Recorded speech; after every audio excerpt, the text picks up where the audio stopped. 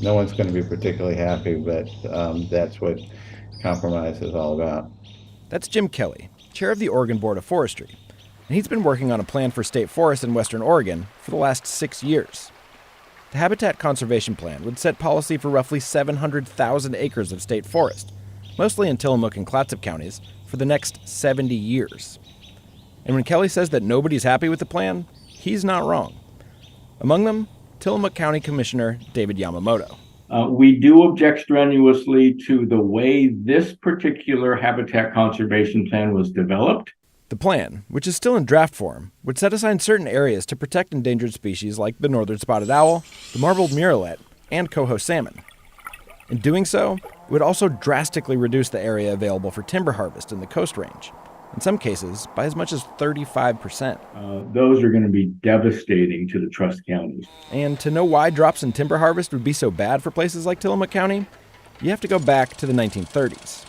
That's when the Tillamook Burn, a series of fires that burned for nearly 2 decades, scorched more than 500,000 acres in the county. After the fires, much of the land was granted to the state, forming what is now the Tillamook State Forest, after the state agreed to return 2/3 of the timber revenue to those counties.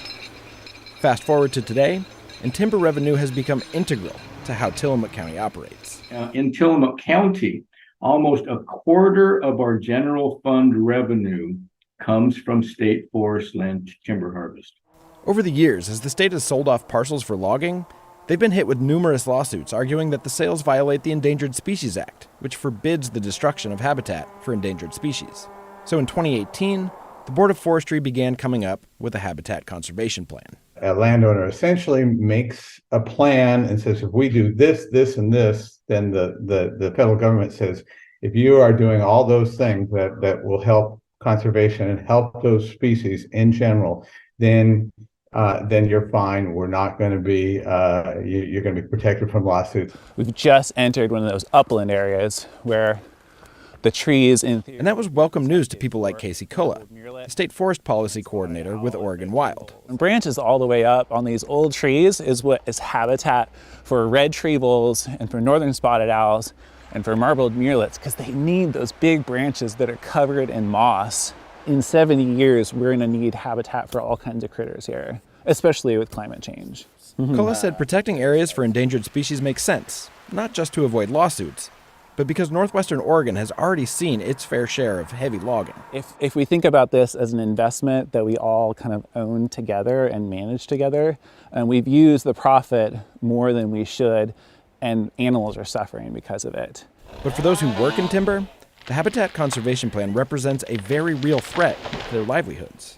Without a doubt, our biggest concerns with the HCP as it stands currently is the drastic reduction in timber harvest. Chris Edwards, president of the Oregon Forest Industries Council, said the plan would hurt in more ways than one.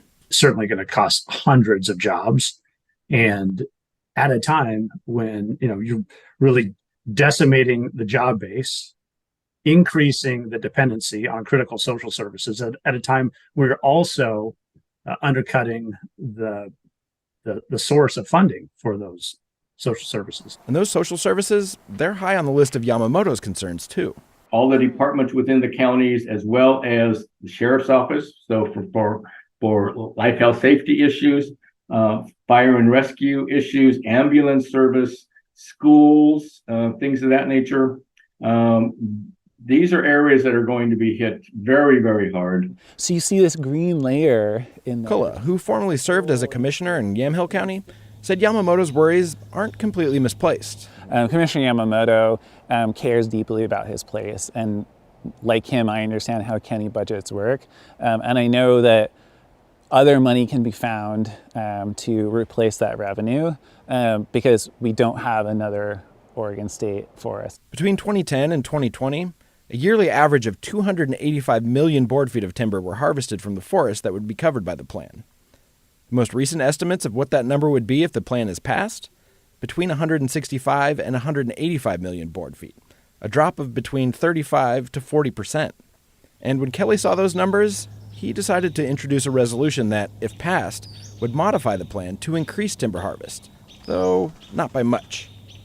And that has put Yamamoto in a difficult position. We don't want to be in a position where the department nor the Board of Forestry think that because of this proposed resolution, that we are now in full support of the habitat conservation plan.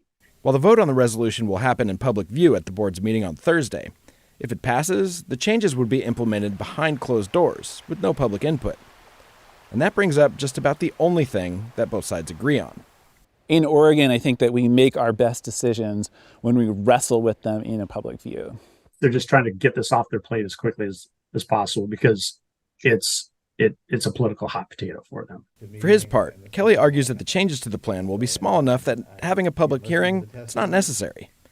Though he did say he was committed to hearing from both sides. Because you have all these people making heartfelt testimony about what this means for their family logging company, what this means for their community, what this means for the school. And then, you've got equally passionate people, equally right around many of the issues relative to conservation. Ultimately, though, it's not the timber industry, the counties, or the conservation groups that Kelly said the board answers to. We are answering to all Oregonians, and we are answering to future Oregonians, as well as to all of the species and our duty to do well by our environment. Answering to all Oregonians. I mean, Cale, it feels a little bit like Jim Kelly is talking out of both sides of his mouth here.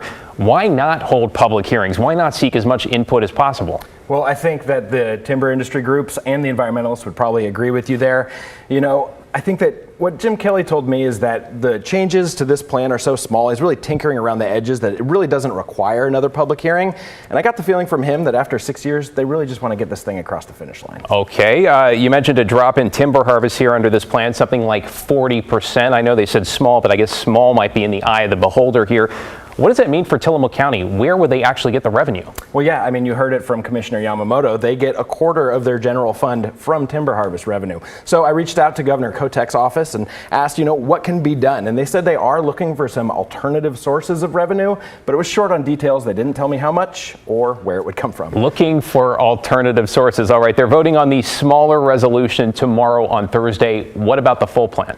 Well, whether or not this resolution passes, this plan will still have to be approved by the federal agencies that oversee endangered species protections. And whether or not they approve that is still up in the air, but assuming they do, could be implemented as soon as next year. Changes for the next 70 years there. Thank you, Cale. My pleasure.